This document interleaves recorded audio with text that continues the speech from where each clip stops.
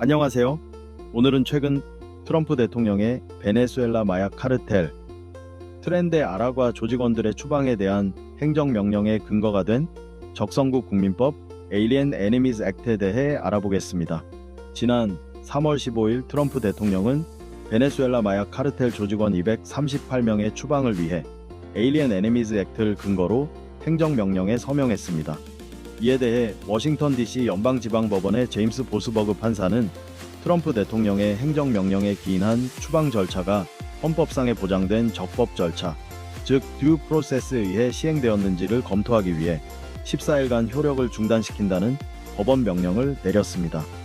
하지만 트럼프 대통령은 이 법원 명령을 따르지 않고 즉각적인 추방을 시행하였습니다. 이러한 혼란의 배경이 된 Alien Enemies Act는 1798년에 제정된 법률로 당시 프랑스 대혁명으로 유럽이 혼란스러운 가운데 프랑스 출신의 이민자들이 신생 독립국이었던 미국 내에서 혼란을 야기하고 프랑스의 혁명적 사상을 전파할 것을 우려해 미 연방의회가 제정한 법률이었습니다. 적성국 국민법의 주 내용은 다음과 같습니다. 첫째, 미국이 전쟁 상태에 있는 국가의 국민에 대해 대통령은 명령을 내려 구금, 감시 또는 추방할 수 있다. 둘째, 해당 국민이 미국 내에서 합법적으로 거주하고 있더라도 국가 안보를 이유로 강제 추방 가능하다. 당시 이 법률의 제정 목적은 프랑스 출신의 이민자들의 영향력을 미국 내에서 줄여 신생국 미국이 유럽의 혼란에 휘말리지 않기 위함입니다. 그리고 역사적으로 Alien Enemies Act는 3번 적용되었습니다. 첫 번째는 1812년 미영전쟁 시 영국 국적자를 감시하기 위함이고, 두 번째는 1차 세계대전 시 미국과 전쟁 중이었던 독일을 견제하기 위해 독일계 국민들을 감시 억류하기 위함이었습니다.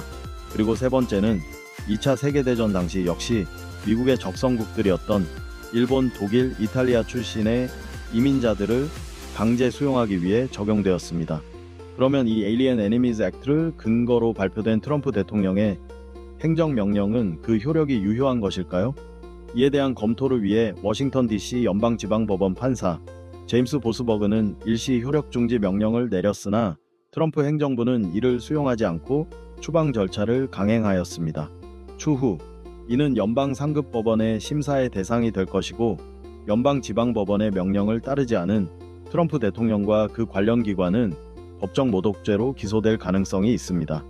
하지만 트럼프 대통령에 대한 법적인 처벌과 기소는 대통령 면책 특권에 의해 현실화되기는 어려워 보입니다. 거의 200년 전에 제정된 Alien Enemies Act의 21세기 오늘날의 적용의 합헌성 여부는 연방대법원의 판결을 기다려봐야 할 것 같습니다. 더 좋은 영상과 컨텐츠를 위하여 구독, 좋아요, 알림 설정 부탁드립니다. 오늘도 시청해주셔서 감사합니다.